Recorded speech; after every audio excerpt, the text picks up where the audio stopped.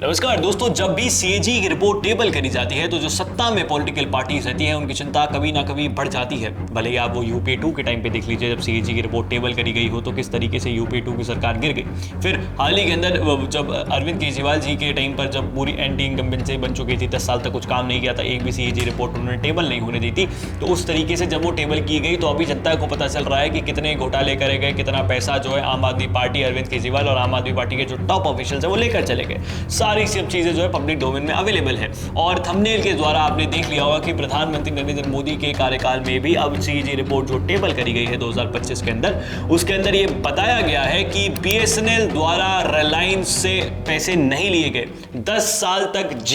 रिलायंस जियो जो है बीएसएनएल के टावर्स को इस्तेमाल करता रहा, जहां पर बीएसएनएल का बिल बनता है जो जियो से उनको लेना चाहिए था 1757 करोड़ रुपए का, जो बीएसएनएल ने नहीं लिया। उन्होंने मना कर दिया, दिमाग से निकल गई, समझ नहीं आया उनके टॉप ऑफिशियल्स को कि बिल बनता कैसे है। शायद उनके अकाउंटेंट्स की कमी होगी, उनको पता नहीं चलता होगा कि बिल बनाते कैसे हैं, इसलिए उन्होंने जो है 1757 करोड़ का ये जो बिल वो मांगना चाहिए था उनको रिलायंस जियो से, वो उसको मांगना भूल गए। सिर्फ इतना ही नहीं, रिलायंस जियो से 1757 करोड़ का बिल तो मांगा ही नहीं मांगा, उसके अलावा 29 करोड़ का एक और घोटाला किया कि जिस तरीके से आपने खुद ने देखा होगा कि अगर आप जब भी किराए पे रहते हैं या फिर आपके आसपास में जो भी किराए पे रहता होगा तो उसका किराया जो है हर साल बढ़ता चला जाता है, तो वो जो एस्केलेशन फी होती है ना, वो भी 29 करोड़ रुपए की है, जो बीएसएनएल को जियो से लेनी चाहिए थी, लेकिन उन्होंने वो भी जियो से नहीं ली। तो आप देख रहे हैं किस तरीके से बीएसएनएल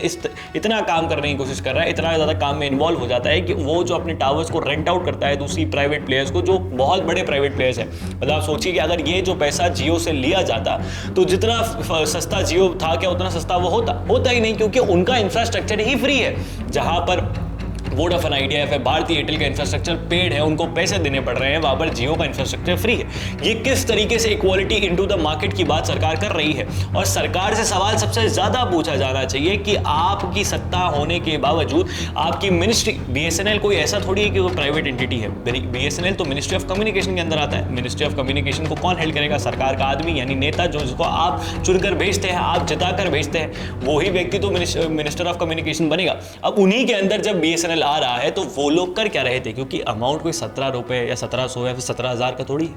अमाउंट है 1757 करोड़ का, जिसको मैं अगर एड ऑन कर देता हूं 29 करोड़ तो वो हो गए। इसके अलावा बीएसएनएल को जो है एक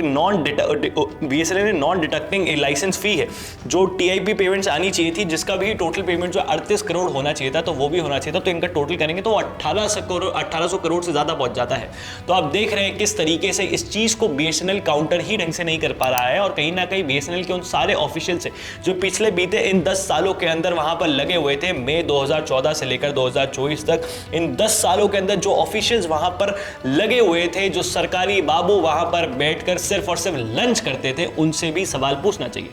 प्रॉपर डिसिप्लिनरी कमेटी बैठनी चाहिए, पार्लियामेंट्री कमेटी इसके ऊपर बैठनी चाहिए और ढंग से इसके ऊपर जांच पड़ताल होनी चाहिए। क्योंकि ये जो 1800 करोड़ का पैसा है ना, ये किसी भी सरकार के आदमी का या फिर बीएसएनएल के किसी सरकारी बापू का या फिर किसी और ये जो प्राइवेट प्लेयर्स है इनका नहीं है, ये आपका और मेरा पैसा है, ये वो टैक्स का पैसा है। अगर सरकार इस पैसे को लेती, यूटिलाइज करती, तो कहीं ना कहीं जो बीएसएनएल जो पिछले कितने सालों से लॉस के अंदर है, सिर्फ सरकार के बेल आउट पैकेजेस पे जी रही है, वो कहीं ना कहीं प्रॉफिट में आ जाती, वो अपने इंफ्रास्ट्रक्चर को डेवलप करती, अपग्रेड करती, खुद उतरती प्राइवेट प्लेयर्स को कंपटीशन देने के लिए मार्केट में, और कहीं ना कहीं उन लोगों के लिए बेनिफिशियल होता जो इन इंटरनेट की सुविधाओं को ढंग से इस्तेमाल नहीं कर पाते, क्योंकि प्राइवेट प्लेयर्स तो अपने मन मुताबिक जो है चीजों को वो कर देते हैं, प्राइस कर देते हैं, पता नहीं कितने महंगे उनके प्लान्स हो जाते हैं कॉलिंग के, डेटा के, इन सब चीजों के। वहीं पर बीएसएनएल उनको काउंटर कर सकता था, लेकिन सरकार बीएसएनएल को सही बनाने की बजाय बीएसएनएल जहां से पैसा कमा सकती थी, मतलब थोड़ा बहुत पैसा फिर भी आ सकता था कि हाँ भाई बीएसएनएल थोड़ा जितना लॉस में जा रही है उससे थोड़ा कम लॉस में चली जाएगी, लेकिन उस पैसा को लेने के बजाय बीएसएनएल भूल गई।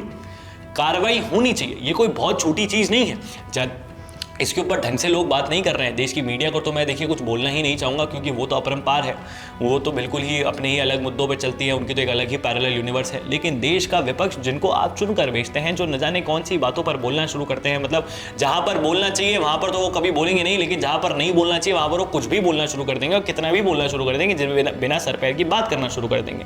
जहाँ पर बात होनी चाहिए, सरकार को ढंग से घेरना चाहिए, हजारों सवाल पूछने चाहिए, आगे क्या कार्रवाई होगी ये पता लगाना चाहिए, और ये पैसा रिलायंस से आज की तारीख में लेना चाहिए, क्योंकि ये जो पैसा है ये भूलना नहीं चाहिए कि ऐसा कि 1800 करोड़ का कोई स्कैम हो गया, पैसा भूल गए। नहीं, ये पैसा आप लीजिए, ये पैसा मिलना चाहिए बीएसएनएल को, और बीएसएनएल के अंदर में जितने भी वो ऑफिशियल्स थे उनके ऊपर कार्रवाई होनी चाहिए। मैं आपको फिर कह रहा हूं, आप इन छोटे मोटे, ये आप इसको बहुत छोटा स्कैम मत समझिए कि 1800 करोड़ ही तो है, देश के संदर्भ में क्या मायने रखता है। अगर ये 1800 करोड़ का स्कैम कर सकते हैं नाक के नीचे 10 साल तक, किसी को पता नहीं चल रहा। मुझे अब तक समझ नहीं आ रहा कि ऐसी कौन सी अकाउंटिंग है या फिर ऐसे कौन से ऑफिशियल्स वहां पे बीएसएनएल के अंदर बैठते हैं, सरकार कौन सी चरस फूंक कर बैठती है